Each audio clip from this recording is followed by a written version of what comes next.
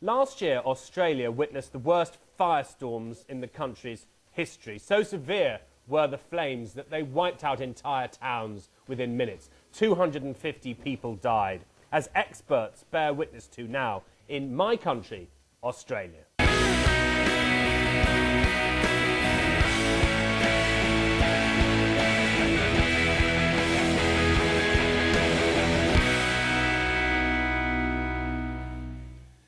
Hi, I'm Mark Corcoran, and welcome to my country, Australia.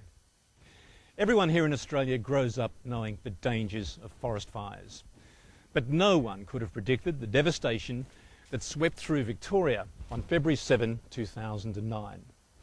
This documentary tells the dramatic story of the worst bushfire in our history. 250 people died in less than 3 hours. Nearly 2,000 homes and 500,000 hectares were destroyed.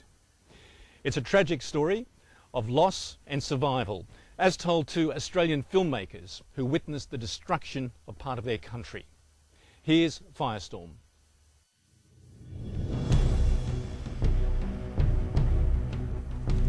This is of a scale which takes your breath away.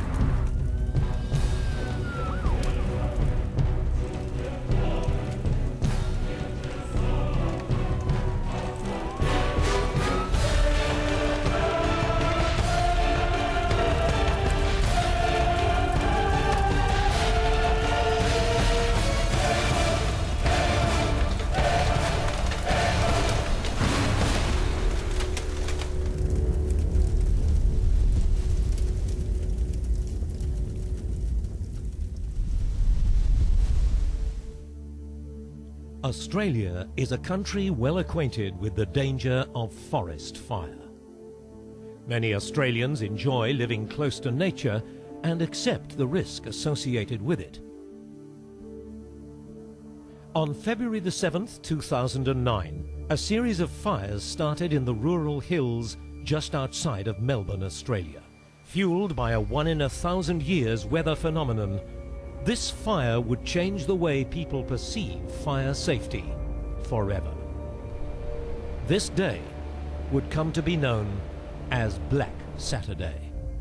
Black Saturday's been labelled as Australia's worst natural disaster event because of the fatality rate that we had. But it's not only about the fatalities, it's also about the horror and the impact that those fires have had on the community generally.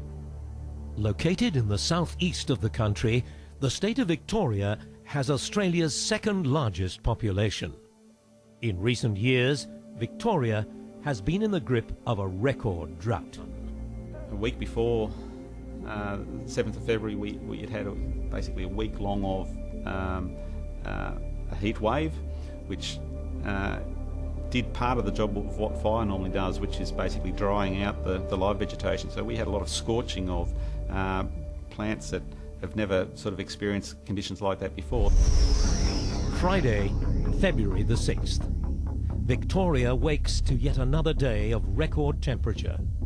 To make matters worse, a forecast is issued for the following day, Saturday the 7th, which is almost unimaginable. Saturday will be a day of extreme fire danger right across the state of Victoria, and we're certainly urging everybody to be aware that they're vulnerable wherever they are, and they need to plan now to protect themselves and their property from the potential for fire. On Friday the 6th, we started looking at the computer simulations for the next day, and they were actually indicating some incredibly extreme conditions. Forecast temperatures in excess of 45 degrees were common right across Victoria. The computer simulations were indicating a burst of strong northwesterly winds off the Australian desert, very, very dry, low humidity winds, and in addition, of course, we had that very, very heavy fuel load. So all of it together meant that we were looking at an extreme situation. Fire danger ratings normally peak near 100. We were getting figures of 200 to 300 in some places coming through in the calculations. It was clear this was uncharted waters. We were into one of the worst situations we've ever seen. It's a recipe for disaster. And as the reality of the warnings begin to take effect, the Country Fire Authority, or CFA, and the state leaders do their best to prepare Victoria for the worst. It is just as bad a day as you can imagine, and on top of that, the state is just tinder dry. I've been involved in firefighting for nearly 30 years, and we've been through some very, very difficult days. But I've never seen a weather forecast as extreme as this one. Victorians wake on Saturday morning to ominous warnings broadcast throughout the state. 774 ABC Melbourne, your emergency services network. Bushfire information.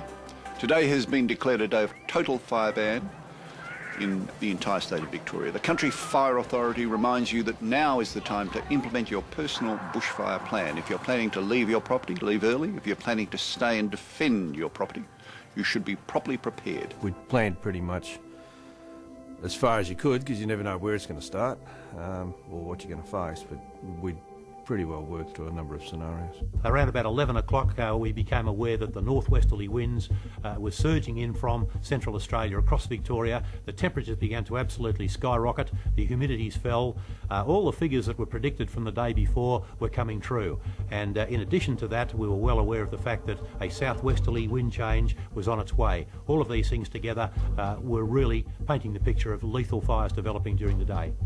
I can only describe it as the perfect storm. The conditions, temperatures in the mid to high 40s, the fuel loading, it was all there ready to happen. It just needed a spark. Firefighters are bracing for a tough weekend with unprecedented bushfire conditions expected in the southeastern states.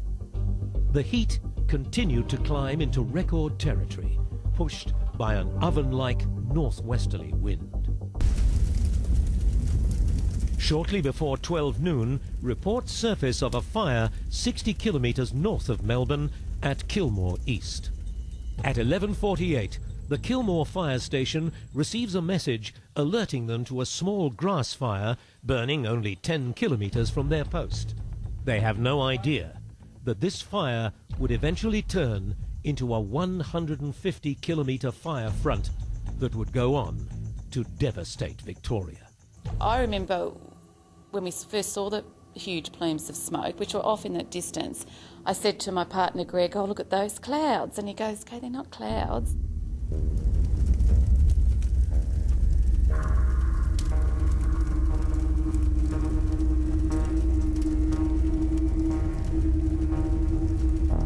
There was no real concern. I've seen bushfires and I know how they respond, or I thought I did, and there was no panic. Within minutes, the small, seemingly harmless fire is quickly gaining momentum, racing at high speed along the grasslands.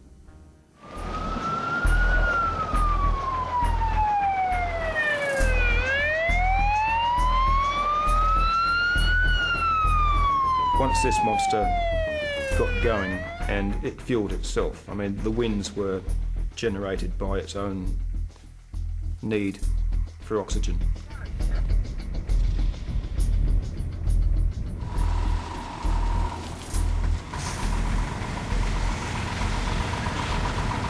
Fires across the road. We need someone to block it. The Kilmore fire crew had no chance to outflank this fire as winds gusting over 100 kilometres per hour push it into an oil-drenched eucalypt plantation, which explodes into a towering column of black smoke.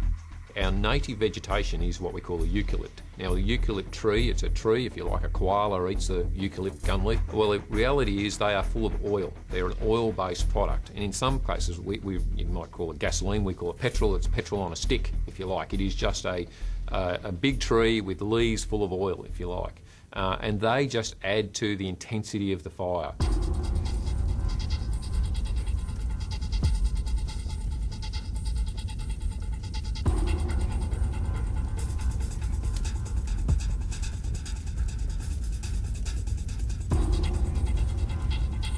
Part of the combustion process of any fire is you first of all need to apply heat to the organic matter, and the organic matter then turns into a gas, and it's the gas that provides the flames that burns.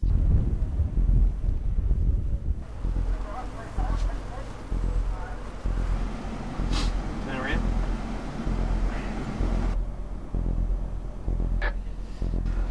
under the resource at the moment. They're throwing everything at this at the moment, okay? The fire crews can do little to stop the fire, which is now burning out of control, engulfing hectares of forest within minutes. As the fire gains in intensity, it generates more heat, and the front starts to expand. There is nothing more the crews can do but prepare for the worst.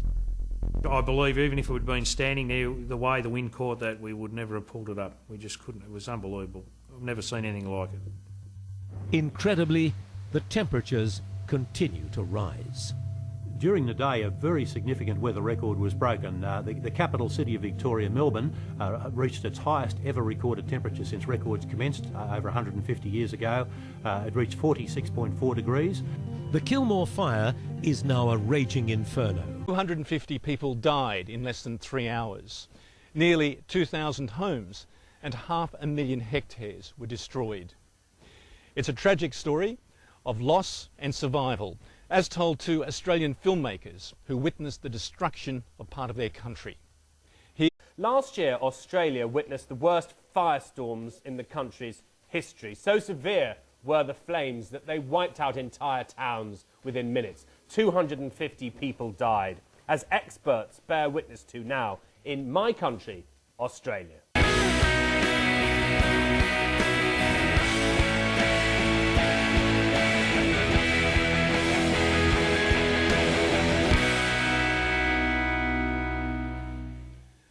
Hi, I'm Mark Corcoran, and welcome to my country, Australia.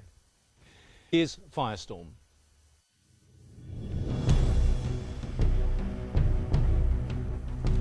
This is of a scale which takes your breath away.